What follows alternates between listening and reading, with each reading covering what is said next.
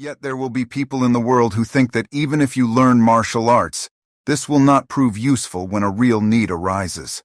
Regarding that concern, the true science of martial arts means practicing them in such a way that they will be useful at any time, and to teach them in such a way that they will be useful in all things. On the science of martial arts. In China and Japan, practitioners of this science have been referred to as masters of martial arts. Warriors should not fail to learn this science. People who make a living as martial artists these days only deal with swordsmanship. The priests of the Kashima and Kantori shrines in Hitachi province have established such schools, claiming their teachings to have been transmitted from the gods, and travel around from province to province passing them on to people. But this is actually a recent phenomenon. Among the arts and crafts spoken of since ancient times, the so-called art of the advantage has been included as a craft. So once we are talking about the art of the advantage, it cannot be limited to swordsmanship alone. Even swordsmanship itself can hardly be known by considering only how to win by the art of the sword alone. Without question, it is impossible to master military science thereby. As I see society, people make the arts into commercial products. They think of themselves as commodities, and also make implements as items of commerce. Distinguishing the superficial and the substantial, I find this attitude has less reality than decoration. The field of martial arts is particularly rife with flamboyant showmanship, with commercial popularization and profiteering on the part of both those who teach the science and those who study it.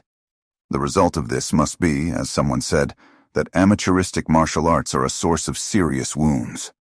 Generally speaking, there are 4 walks of life: the ways of the knight, the farmer, the artisan, and the merchant. First is the way of the farmer. Farmers prepare all sorts of agricultural tools and spend the years constantly attending to the changes in the 4 seasons. This is the way of the farmer. Second is the way of the merchant. Those who manufacture wine obtain the various implements required and make a living from the profit they gain according to quality. Whatever the business, merchants make a living from the profits they earn according to their particular status. This is the way of the merchant. Third, in regard to the warrior knight, that path involves constructing all sorts of weapons and understanding the various properties of weapons. This is imperative for warriors. Failure to master weaponry and comprehend the specific advantages of each weapon would seem to indicate a lack of cultivation in a member of a warrior house. Fourth is the way of the artisan. In terms of the way of the carpenter, this involves skillful construction of all sorts of tools, knowing how to use each tool skillfully, drawing up plans correctly by means of the square and the ruler, making a living by diligent practice of the craft. These are the 4 walks of life, of knights, farmers, artisans, and merchants. I will illustrate the science of martial arts by likening it to the way of the carpenter. The carpenter is used as a metaphor in reference to the notion of a house.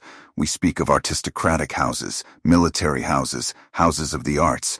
We speak of a house collapsing or a house continuing, and we speak of such and such a tradition, style, or house. Since we use the expression house, therefore, I have employed the way of the master carpenter as a metaphor. The word for carpenter is written with characters meaning great skill or master plan. Since the science of martial arts involves great skill and master planning, I am writing about it in terms of comparison with carpentry. If you want to learn the science of martial arts, meditate on this book.